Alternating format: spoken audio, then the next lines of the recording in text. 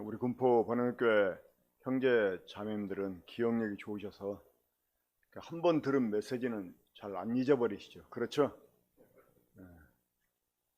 아마 그 지난번에 그 영생에 대해서 개략적으로 다시 복습했던 시간을 가졌었는데 기억나시죠? 자, 이 영생을 생각하면 또 이 영생과 맞물려서 생각해야 되는 것이 있습니다. 그게 뭘까요? 바로 하나님의 나라입니다. 이 영생과 하나님의 나라는 뗄래야 뗄 수 없는 것입니다. 우리 주님이 밤중에 찾아온 니고데모에게 이제 뭐라고 말씀했습니까? 원래 이 니고데모는 우리 주님께 하나님 나라에 관한 것을 질문하고 싶어서 왔습니다. 근데 주님은 다짜고짜로 이 니고데모에게 사람이 거듭나지 아니하면 하나님의 나라를 볼 수 없다 이렇게 말씀했습니다. 그러니까 이 거듭나는 거하고 하나님의 나라하고는 아주 밀접한 관계가 있죠. 절대 분리가 될 수 없습니다. 그럼 거듭난다는 것은 무엇입니까? 위로부터. 자, 이 거듭난다는 말을 우리가 이제 성경을 찾아보면 특히 이제 원어로, 우리말은 똑같이 됐지만 원어는 두 가지 단어가 있습니다. 그러니까 요한복음 3장에서 사용된 거듭남이라는 말하고 베드로전서 1장에서 두 번 나오는데 그때 사용된 이 거듭남이라는 단어가 다릅니다. 그러니까 요한복음 3장에서 나오는 이 거듭남이라는 말은 아누덴이라는 말이 사용되는데 이 아누덴이라는 말은 첫 번째 의미가 위에서부터입니다. 위에서부터 그리고 다시 또 새로이 이런 의미가 있어요. 근데 이 요한복음 3장에 나와 있는 말씀을 쭉 맥락을 이어서 보면 위에서부터라는 번역이 오히려 합당하다고 생각을 하게 됩니다. 이 베드로전서 1장에 나와 있는 거듭남은 아나겟나오. 이 말은 말 그대로 다시 태어나는 거예요. 이 아나라는 말은 다시라는 뜻이거든요. 그러니까 겟나오, 나다, 그러니까 다시 나다. 그러니까 이 베드로전서 1장에서는 아나겟나오. 그때는 우리가 이제 어떻게 거듭나게 됐는지, 어떻게 다시 태어나게 됐는지 이걸 이제 보여주는데 요한복음 3장에서는 아노덴, 이 말은 위에서부터. 그러니까 위에서부터 난다는 것은 다른 말로 하면 하나님께로부터 난다는 말입니다. 자, 이 하나님께로부터 난다 하는 말이 처음에 나오는 구절, 바로 요한복음 1장 13절입니다. 이는 혈통으로나 육정으로나 사람의 뜻으로 나지 아니하고 오직 하나님께로부터 난 자들이니라. 그러니까 이 하나님께로부터 난 자, 어떤 사람이 하나님께로부터 난 자예요?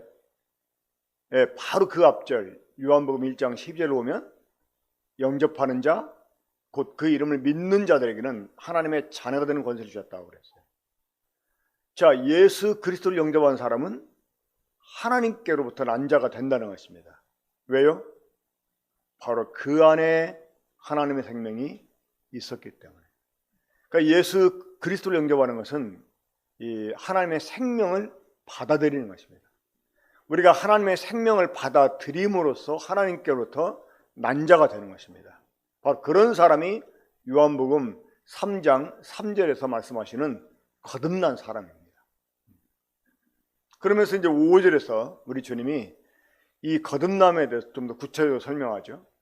영과 그러니까 이 물과 영으로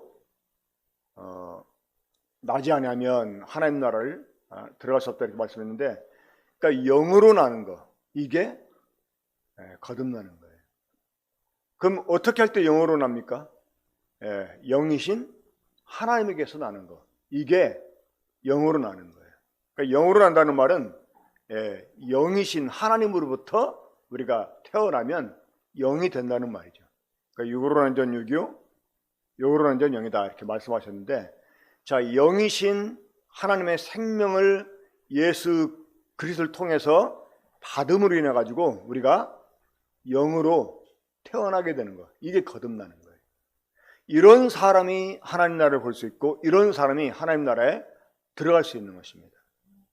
그러면서 그 뒤를 쭉 계속 이제 읽어가면 아주 유명한 구절이 나오죠. 요한복음 3장 16절입니다. 하나님이 세상을 이처럼 사랑하사 독생자를 주셨으니 이는 그를 믿는 자마다 멸망하지 않고 무엇을? 영생을 얻게 하려 하십니다. 그러니까 이 영생을 얻은 자가 거듭난 자이고 이런 자가 하나님 나라에 들어갈 수 있다는 거예요. 이런 자가 하나님 나라를 볼 수 있다는 거예요. 그러니까 이 영생은 하나님 나라와 떼서 따로 말할 수가 없습니다. 이거는 그 밀접한 관계가 있습니다. 자, 저는 그 지난번에 디모데 전서 1장 1절부터 4절 말씀 이제 읽고 그 말씀을 본문으로 해가지고 이 영생이 영원 전부터 약속이 되어진 것이었다라는 사실을 말씀드렸습니다. 그러니까 이 하나님이 우리 사람들에게 하나님의 생명을 주셔서 이 하나님의 아들들이 되게 하려고 하는 것은 영원 전부터 가진 계획이었다는 거예요. 자, 이 말씀이 구체적으로 어디에 더 나옵니까? 에베소서 1장에 나옵니다. 하나님이 그 창세전에 우리를 그리스도 안에서 택해 주시고 이 하나님의 아들들이 되게 하셨다고 그랬어요. 이 하나님의 아들들이 되려면 어떻게 해야 돼요? 네, 아버지께로부터 생명을 받아야 되는 거예요. 그러면 우리를 하나님이 예정해가지고 그리스도 안에서 하나님의 아들들이 되게 하려고 한 이유가 무엇 때문일까요?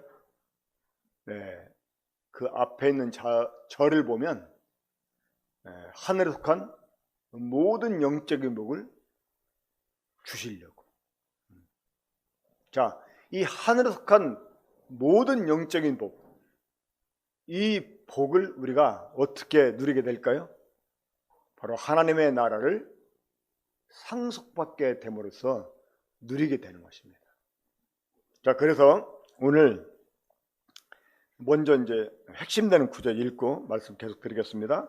마태복음 25장 34절 보겠습니다. 네, 마태복음 25장 34절.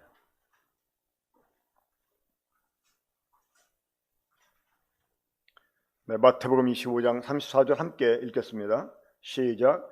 그때 임금이 그 오른편에 있는 자들에게 이르시되 내 아버지께 복받을 자들이여 나와 창세로부터 너희를 위하여 예비하신 나라를 상속받으라. 자, 이 하나님 나라를 상속받으라는 거예요. 근데 이 하나님 나라가 언제부터 예비가 됐어요? 창세로부터. 창세로부터. 그러니까 이 하나님께서 만물을 창조하실 때, 사람을 창조하실 때 이미 그때로부터 하나님 나라는 예비가 됐다는 것입니다. 자, 하나님이 사람을 창조한 목적이 무엇이었다고 그랬죠? 하나님이 사람을 창조하기 전에 먼저 삼위 하나님이 계획을 세우십니다. 자, 우리가 사람을 어떻게 만들지, 무엇을 위해 만들지 서로 계획하세요. 그렇죠?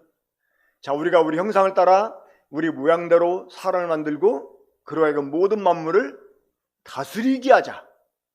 예, 여기에 하나님 나라에 관한 개념이 나옵니다.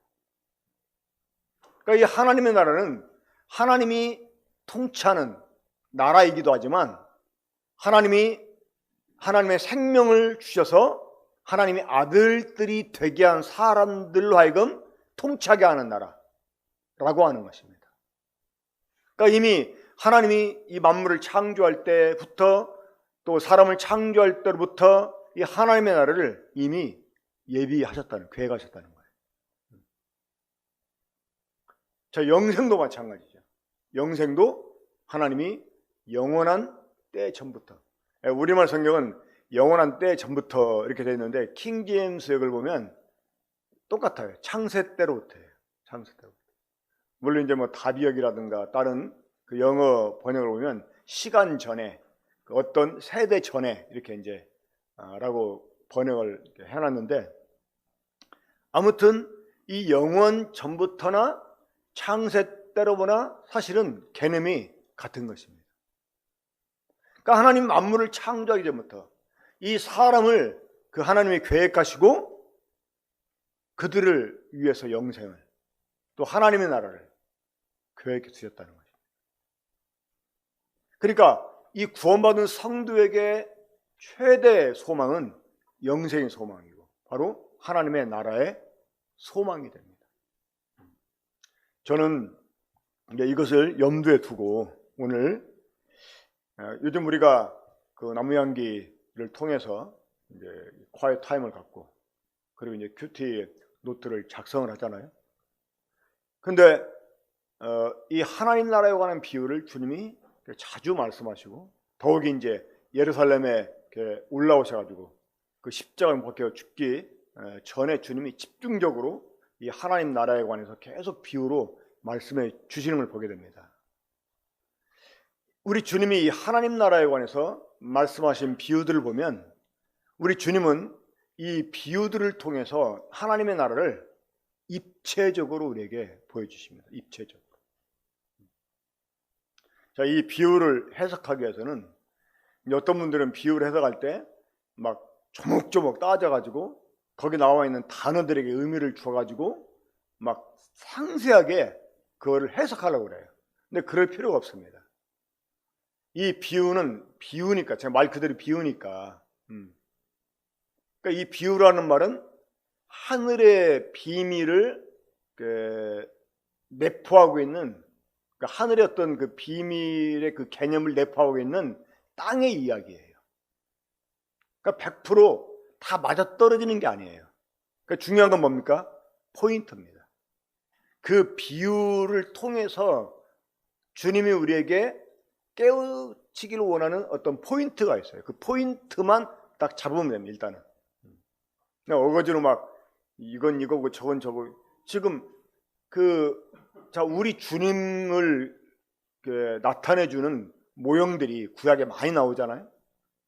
그 구약의 많은 인물들이 하나님이 사용하신 사람들이 어떻게 보면 다 주님의 모형일 수 있어요. 하지만 완전한 모형이 없습니다. 그렇죠? 그 중에 제일 그 비중 있는 모형이 다윗인데 이 다윗도 실수가 많은 사람이었잖아요. 그러니까 100% 다 적용할 수가 없어요. 솔로몬도 주님의 모형이 됩니다. 하지만 솔로몬도 얼마나 많은 허물이 있는 사람이었습니까? 그러니까 이 비유도 마찬가지. 어떤 포인트가 있어요. 구약의 믿음의 사람들이 어떠한 그 포인트만 주님을 모형적으로 나타내죠. 이것처럼 비유도 그렇게 이제 해석을 해야 됩니다. 자, 하나님의 나라, 이 하나님의 나라에 관한 그 비유들을 보면 아까도 말씀드렸지만 우리 주님이 그 비유들을 통해서 하나님 나라를 입체적으로 보여주셨는데, 자, 첫 번째는 이 비가시적으로, 그러니까 눈에 보이지 않게 도래한 하나님의 나라를 이렇게 좀 보여줍니다. 그리고 또 하나는 가시적으로, 이제 눈에 보이게 하나님 나라가 도래되는, 그러니까 이것은 주님의 초림과 재림을 가리키는 말이죠. 그러니까 이 주님의 초림을 통해서 하나님 나라가 비가시적으로 도래가 됐습니다. 그렇죠? 하지만 이제 주님의 재림을 통해서 하나님 나라가 눈에 보이게 가시적으로 임하게 됩니다. 자, 이러한 그 비유들을 주님이 자주 말씀하셨어요. 그런데 이 주님의 그 초림과 재림을 통해서 하나님의 나라가 도래하는 것만 말씀한 게 아니라 이 주님의 그 초림과 재림 사이, 저는 그래서 이제 제목을 이렇게 잡았습니다. 하나님 나라의 도래 사이. 그러니까 이 초림을 통해서 비가시적으로 이미 도래했다고 그랬지 않습니까? 또 재림을 통해서 가시적으로 또 도래가 됩니다. 바로 이 도래와 도래 사이, 이 사이에 되어질 일들, 또 이 사이에서 우리가 해야 되는 일들에 관해서 주님이 또한 비유로 여러 가지를 말씀해 주셨습니다. 여전히 보이지 않게만 하나님의 나라가 이 보이게 임할 때까지 어떻게 이 세대 가운데서 역사하는지, 그리고 이 하나님 나라에 들어온 사람들이 무엇을 어떻게 또 행하고 그렇게 되어져야 되는지, 이러한 부분을 주님이 비유로 또 말씀해 주셨습니다. 자, 그런 비유 가운데 대표적인 비유들이 있습니다. 그런 비유들이 마태복음 25장에 거의 몰려 있습니다. 자, 첫 번째는 이 달란트 비유이죠. 자, 이 달란트 비유, 우리가 함께 봐야 될 본문이 많기 때문에 본문을 일일이 찾아서 읽지는 않겠습니다. 자, 이 달란트 비유를 보면 어떤 사람이 이제 먼 길을 떠나는데 자기 재산을 종들에게 나눠주고 떠나게 됩니다. 그러니까 사람들의 능력에 따라서 어떤 사람은 10달란트를, 어떤 사람은 5달란트, 어떤 사람은 1달란트를 맡기고 이제 떠나가게 됩니다. 자, 그러다가 이제 이 주인이 다시 돌아옵니다. 저 돌아와서 하는 일이 어떤 일이었습니까?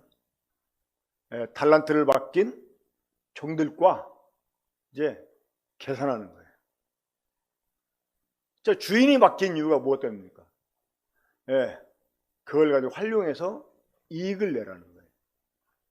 그래서 이제 얼만큼 이익을 냈는지 회계를 합니다.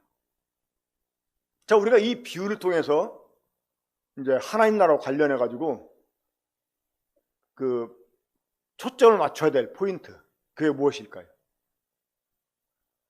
초림하신 주님이 하늘로 다시 떠나가시면서 하나님 나라에 들어온 주님의 제자들에게 하나님 나라의 일을 맡기고 가신다는 거예요. 맡기고 가신다. 그리고 주님이 다시 오셔서는 어떻게? 우리에게 맡겨주신 것을 계산하시는 그러한 시간을 갖는다는 거예요. 자, 그러면 주님이 왜 이런 비유를 말씀해 주셨을까요? 그것은 주님의 초림으로 인한 하나님 나라의 도래와 주님의 재림으로 인한 하나님 나라의 도래 사이에서 이 하나님의 생명을 받고 하나님의 자녀가 돼서 하나님 나라에 들어온 사람들이 이 하나님 나라에 대한 그 책임감을 가지고 어떻게 살아야 되느냐 하는 이런 문제, 그리고 우리가 살아온 그 삶에 대해서 주님이 심판하신다 하는 것을 보여주고 있는 것입니다. 그렇죠? 자, 약간은 다릅니다만은 이 누가복음 19장에 보면 거기도 마찬가지입니다. 어떠한 귀인이 왕위를 받으러 먼 나라로 떠나게 됩니다. 그러면서 자신의 종들에게 각각 한 문화씩을 나누어 줍니다. 자, 그런 다음에 주인이 다시 돌아와서 이제 왕위를 받아가지고 돌아와서 어떻게 합니까? 종들을 불러 모아놓고 또 계산을 해요. 그러니까 이 하나님 나라의 도래 사이, 비가시적으로 도래한 하나님의 나라와 이제 가시적으로 도래할 이 하나님 나라 사이에서 우리가 무엇을 어떻게 해야 되는지, 우리가 어떠한 사람이 되어야 하는지, 이거 주님이 지금 교훈해 주시고, 또 그것만 교훈해 주는 것이 아니라 어떤 사람한테는 격려가 될 수 있고 어떤 사람한테는 경고가 될 수 있는데, 주님이 그렇게 살아온 우리의 삶을 계산하신다는 거예요. 그래서 정말 충성되게 살아온 사람에게는 그에 걸맞는 보상을 주시고, 그렇지 못한 사람 역시 거기에 대한 이제 또 보상을 받아야 되는 거예요. 그러니까 우리가 하나님 나라에 지금 영으로 들어와 있지만 우리 주님의 재림을 통해서 하나님 나라가 임하게 될 때 우리가 그 주님의 심판 앞에 서서 자, 성경에서는 두 가지 심판대를 우리에게 보이지 않습니까?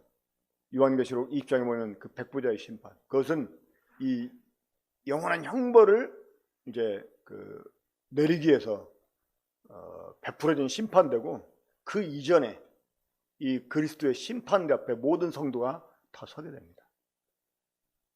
그리고 우리가 몸을 행하는 일 따라서, 선악간에 이 몸을 행하는 일 따라서 주님께로부터 이제 상과 벌을 받게 됩니다.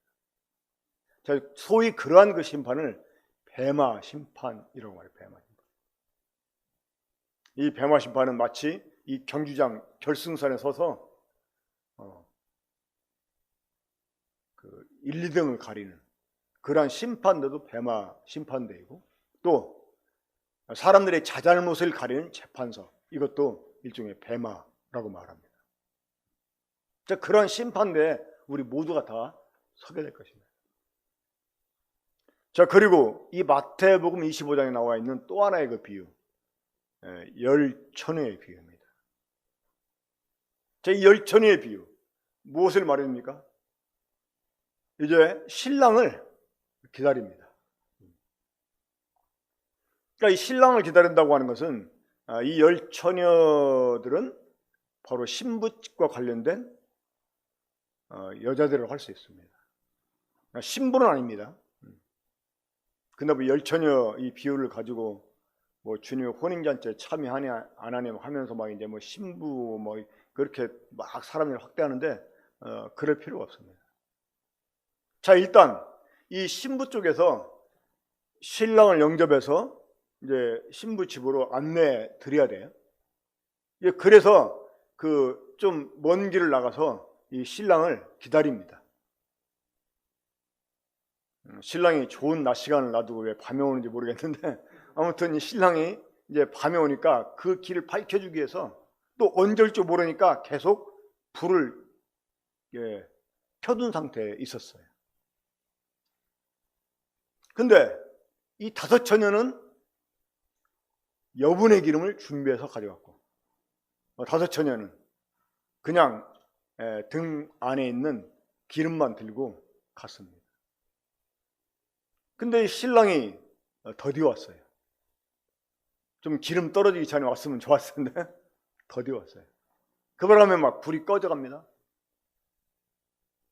그래가지고 그 준비를 못한 다섯 처녀들은 기름을 사러 간 사이에 신랑이 와버렸어요. 참 시간도 잘 못 맞춰 신랑이. 자, 그 열처녀의 비유가 주는 교훈의 포인트가 무엇입니까? 우리의 생각보다 주님이 좀 더디 올 수도 있다 하는 것입니다. 그래서 우리가 이 평상시의 삶에서 계속 불을 밝히고 사는 것도 중요하지만, 더디더라도 주님이 분명히 오시니까 그때를 또한 준비해야 될 것을 교훈해 주고 있는 것입니다. 자, 이 마태복음 25장에 나와 있는 그 비유들이 지금 비가시적으로 하나님 나라가 임해 있지만 분명하게 눈에 보이게 임할 거라는 거예요. 그런 어간에 우리가 그에 합당한 삶을 살아야 되고, 분명히 그 삶을 주님 앞에 가서 회개해야 될 그 시간이 있으니까, 그 순간이 오니까 그때를 대비한 삶을 살아야 된다 하는 것을 교훈해 주는 것입니다. 자, 이제 마태복음 25장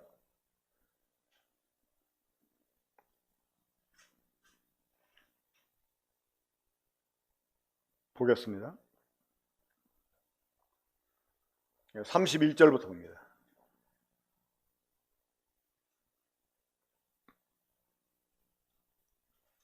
자, 마태복음 25장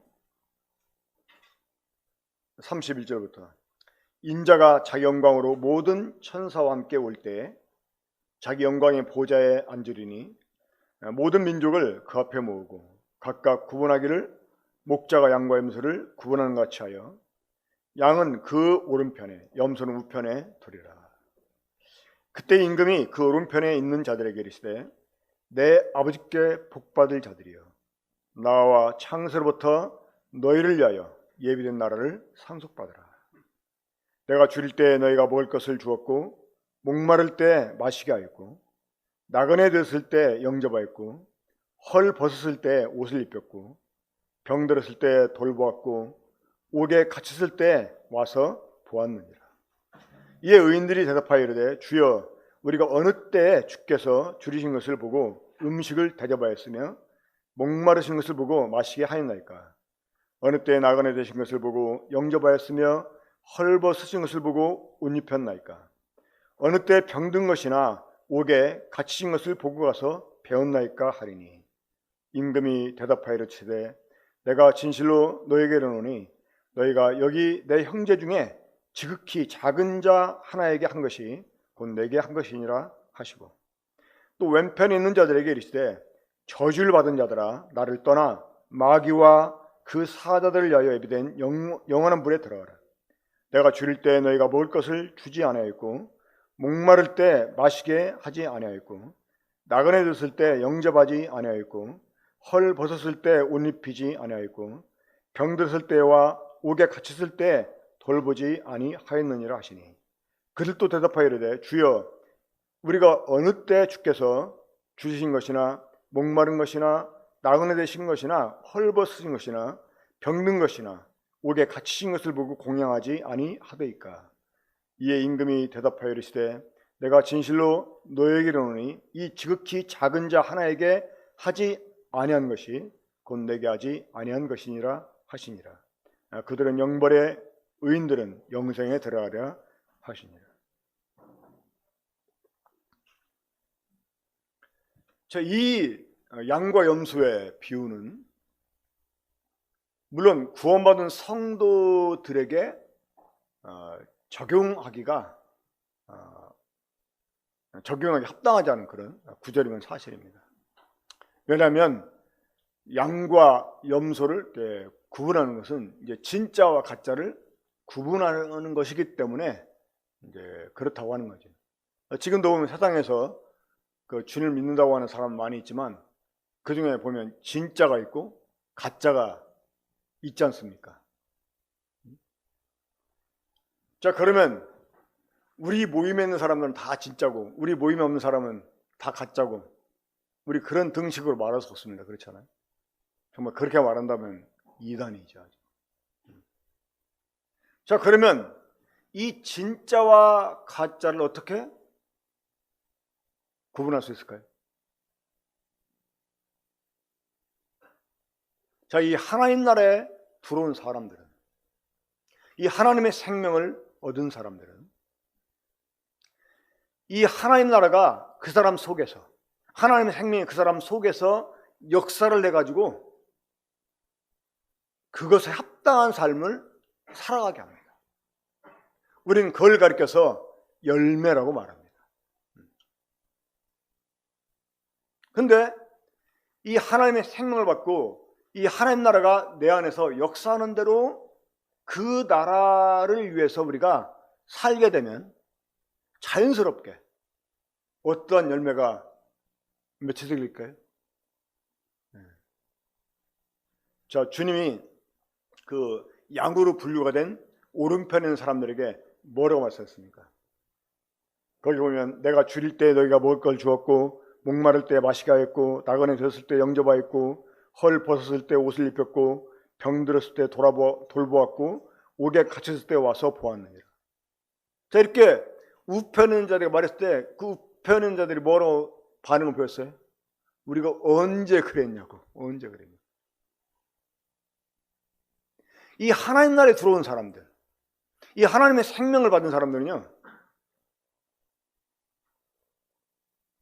내가 막 하나님을 위해서 대단하게 사는 것처럼 유난 떨지 않아도 그 삶 속에 하나님의 생명이 녹아져 있는 사람들, 하나님 나라에 익숙해진 사람들은 자연스럽게 유난 떨지 않아도 주님을 섬기는 일의 열매를 맺게 된다는 것입니다. 자, 우리가 지금 하나님을 섬긴다고 하는 것은 누구를 섬기는 거예요, 사실은?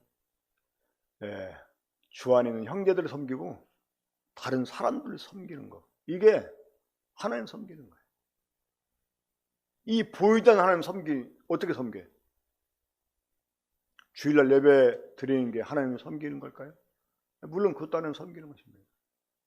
집회에 빠짐없이 말씀을 보고 큐티노트 잘 작성하고, 이것이 하나님 섬기는 거, 그것도 섬기는 거 맞습니다만, 그러나 그와 같은 것들은 사실 이러한 열매를 맺게 함입니다.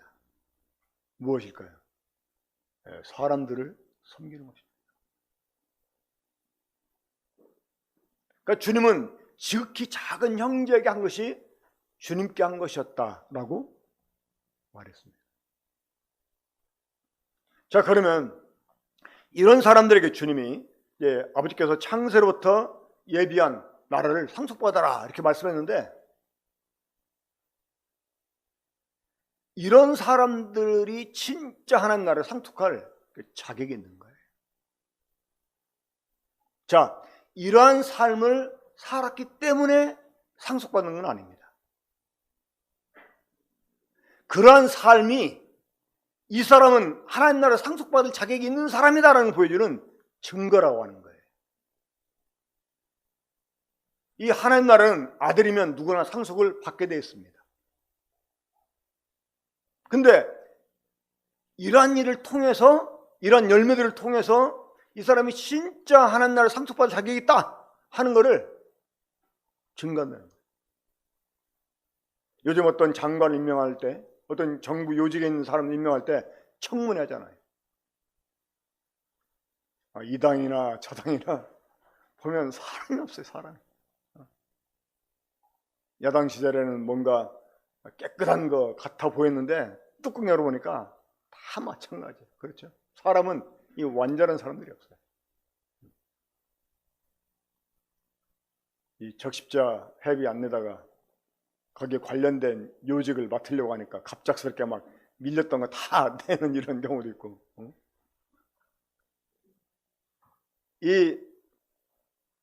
그런데 이 하나님 나라를 이제 우리들에게 상속할 이런 시간이 됐을 때 정말 거침없이,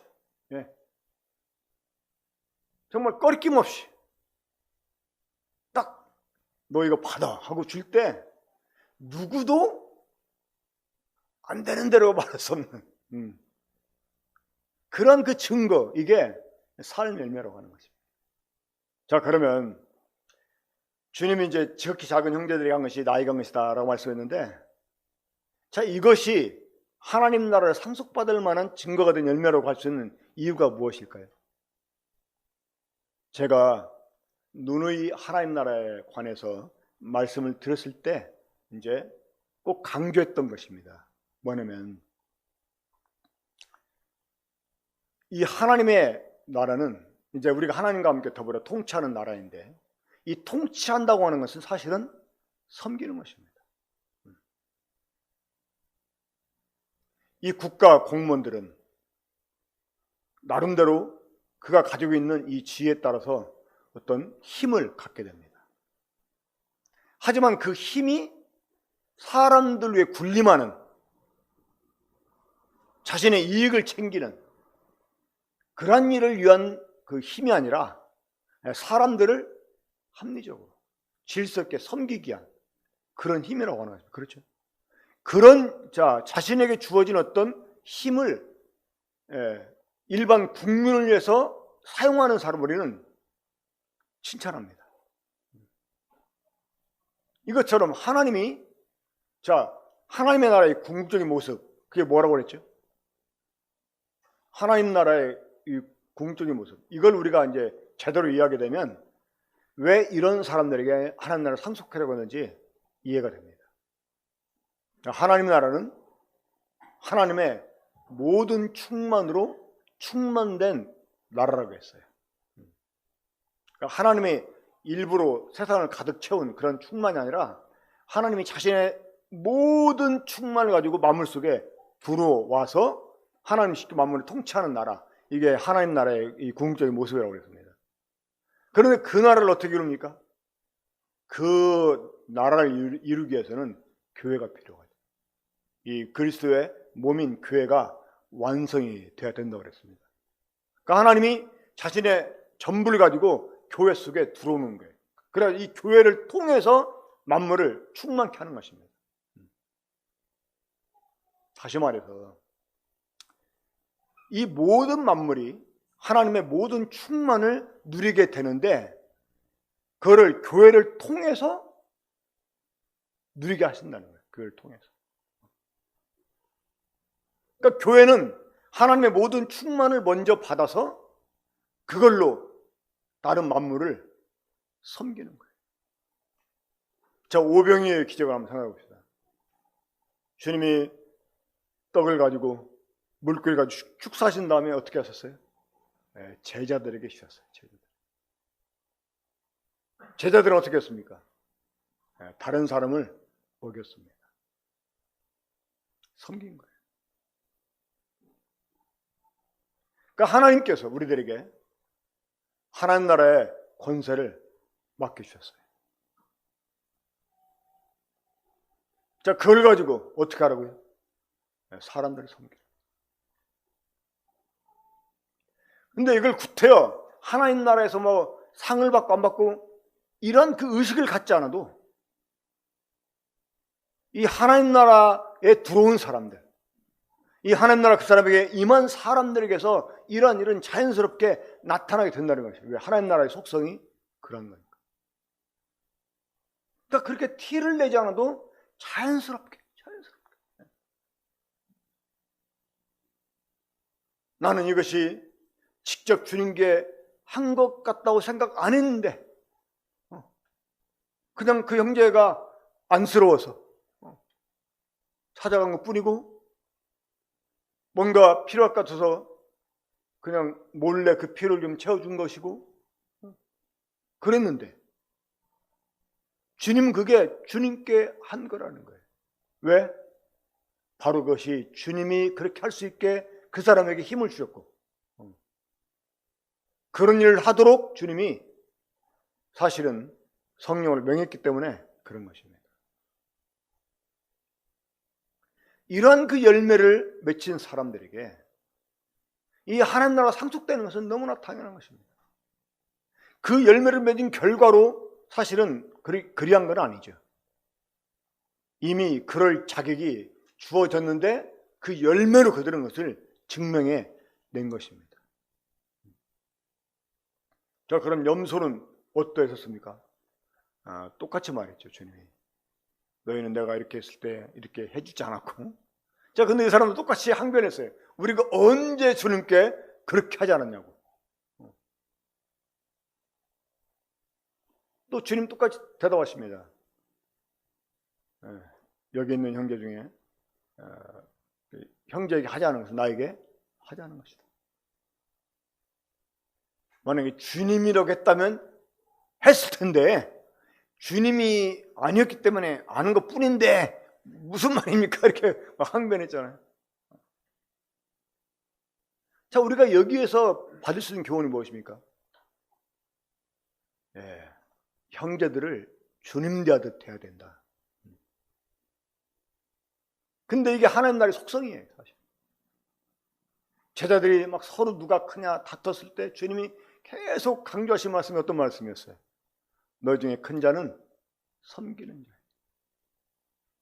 그러니까 하나님 나라가 임한 사람들은요, 그 나라의 속성이 그 사람 속에서 역사하게 돼 있어요. 바로 사람들을 섬깁니다.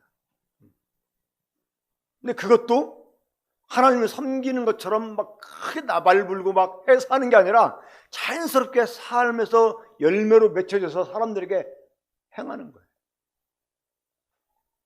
근데 그거는 주님이 자신에게 한 것이다 이렇게 말씀하십니다. 저는 이 양과 염소의 비유를 보면서 좀 두려운 마음을 가졌습니다. 왜냐하면 우리가 흔히 진짜다, 가짜 대기할 때 저 사람이 구원을 받았다 안 받았다 이걸로, 또 그 사람의 간증을 듣고 복을 명확하게 깨달았고 그거를 믿는구나 저 사람이 해서 뭐 기독교인이라 할지라도 진짜 있고 가짜 있다 이렇게 구분을 우리가 주로 해왔지 않습니까? 근데 주님은 이 양과 염소를 어떻게 구분했어요? 열매를 보고. 열매를 보아서 나무를 안다고 하셨잖아요. 주님이 지금 열매를 보고 그렇게 말씀하고 있는 거예요. 너희는 내가 이렇게 했을 때 나에게 이렇게 주었다. 너희는 내가 이랬을 때 나에게 이렇게 해주지 않았다. 열매를 보고 주님이 지금 딱 양과 염소를 가른 거예요. 저는 그래서 우리가 우리의 그 믿음을 입으로 고백한 것으로 내가 진짜다 가짜다 이렇게만 따지지 말고 실제 그 나라의 열매가 나의 삶을 통해서 자연스럽게 나타나느냐 안 나타나느냐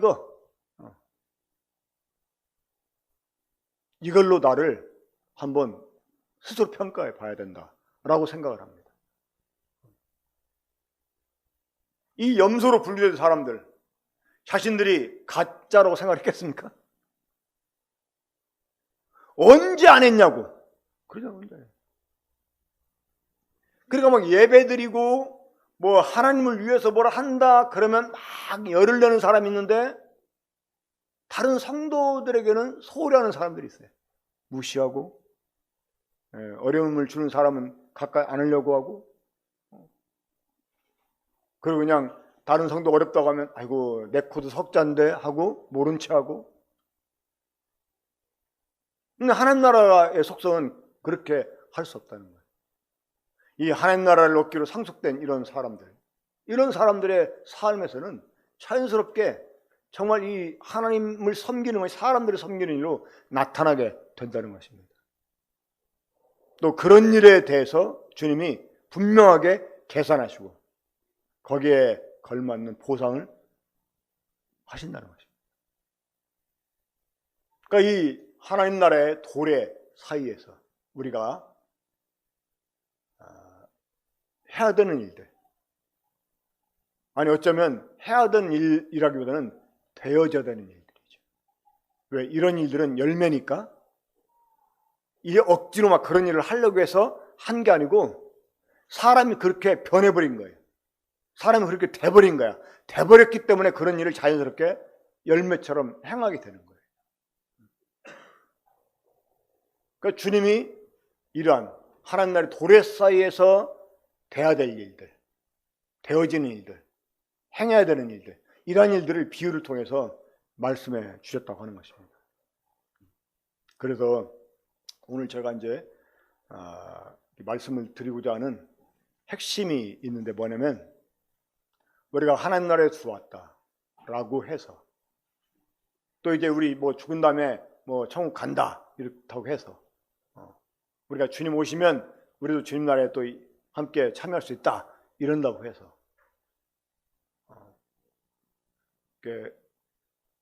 멈춰버릴 게 아니라고 하는 거예요. 이 하나님 나라가 보이지 않게 임한 것은 보이는 하나님 나라가 보이게 임할 때 그때 거기에 참여할 그런 일들을 준비하게 하려고 하나님 나라가 먼저 보이지 않게 임한 것입니다. 지금도 계속 역사하고 있죠. 하나님 나라가 이 세대 가운데서. 그래서 우리가 이제 영으로 지금 들어왔다고 해서 딱 100% 된 것처럼 안이하게 잊지 말고 그 나라가 눈에 보이게 임하게 되는 날 우리가 주님 앞에 서서 우리의 행한 일을 따라서 받게 될 거라는 거, 이걸 이제 우리가 생각하고 우리가 뭔가를 해서 얻는 건 아닙니다. 뭔가를 하게 돼서 얻는 거죠. 하지만 우리가 이런 그 비유들을 통해서 정신을 차려야 되는 거예요. 정말 이렇게 깨어나야 돼요. 깨어나야 돼요. 깨어나게 되면 자연스럽게 또 그런 삶이 사라지게 돼 있습니다. 근데 이제 정신을 안 차리고 해해지니까 그런 거예요. 오늘 제가 아까 한 10시 좀 넘어가지고 단톡방에 약간 그런 말씀 비슷하게 글을 올렸는데, 요즘 보면 이제는 방송도 안 보는 것 같아요. 많은 사람들이. 옛날에는 막 그냥 딱 뭐 방송 시작하기 몇 분 전 그러면 막 추석 해가지고 막 쫙 리스트가 올라오는데, 요즘은 몇 사람 안 올라와요. 유튜브도 아까 보니까 12명? 물론 이제 그 가정에서 TV를 보면 뭐 한 사람까지 보니까 좀 인원이 적게 계산될 수 있다라고 생각을 하지만, 그 보면 그것도 보는 사람만 보는 것 같아요. 지금 제가 이런 말 하는 것도 안 들어오는 사람은 못 듣겠지. 백날 이런 얘기 해봐야 그런 사람은 아마 아예 듣지 않을 거니까. 그렇지만 우리가 정말 정신을 차려야 됩니다. 그러니까 나 구원받았다, 뭐 하나님 나라에 들어왔다 이렇게 해가지고 다 된 것처럼 하지 말고, 분명히 하나님 나라가 우리 눈에 보이게 임한다. 근데 그때는 내 삶을 가지고 주님 앞에 가서 계산해야 된다, 이거 생각하고, 내가 하나님 앞에 어떤 사람이 되어야 되는지, 어떤 삶을 가져야 되는지, 이걸 생각하고 우리가 살아야 된다 하는 것을 좀 말씀드렸습니다. 하나님 나라는 어느 날 갑자기 우리에게 주어진 게 아니고, 하나님이 창세 때로부터 예비하신 나라다. 그 나라를 위해서 우리를 하나님이 창조하시고 또 우리에게 영생을 주셨다고 하는 것, 이거 생각하고 이 하나님 나라를 소망하면서 그 나라에 합당한 이런 사람으로 우리가 계속 변화되어 갈 수 있도록 정신을 차려야 될 것을 이제 여러 비유를 통해서 우리가 말씀드렸습니다. 항상 이러한 것들을 여러분 늘 이렇게 떠올리시면서 주님 앞에 깨어있는 이런 삶을 우리 모두 살게 되길 바랍니다. 기도하겠습니다. 우리 사랑하시는 아버지 하나님, 감사합니다. 저희들 얼마나 미련한 자들인지 자주 잊어버리고, 주님 정말 때때로 여전히 우리의 그 옛 습관처럼 살아버리는 이러한 어리석음이 저에게 있음을 고백합니다. 주님, 우리들에게 오늘 들려주신 이 말씀을 통해 다시 우리의 마음을 일깨워 주시오니, 주님, 저희가 정신을 차리고 깨어서 이미 하나님의 생명을 가진 사람답게, 또 하나님 나라에 들어와서 이제 하나님 나라에 상속받을 이런 사람답게 우리가 살아갈 수 있게 해주시고, 그 생명이 나를 이끄는 대로, 하나님의 나라가 나를 주장하는 대로 그 속성을 따라서 우리가 주님 참 성도들을 또 섬기는 그러한 사람들이 될 수 있게 주시기 원합니다. 이 섬김의 본을 보여주셨던 주님처럼, 그리고 사도들처럼 저희도 그러한 삶을 인해서 이 하나님 나라의 열매가 정말 풍성하게 외치는 우리 모든 성도가 되고 우리 군포 번능교회가 되게 주시길 바랍니다. 주님의 나라가 계속 우리를 온전히 지배하시며 주장해 주셨기를 바라옵고, 이 모두를 주 예수님의 이름으로 기도합니다. 아멘.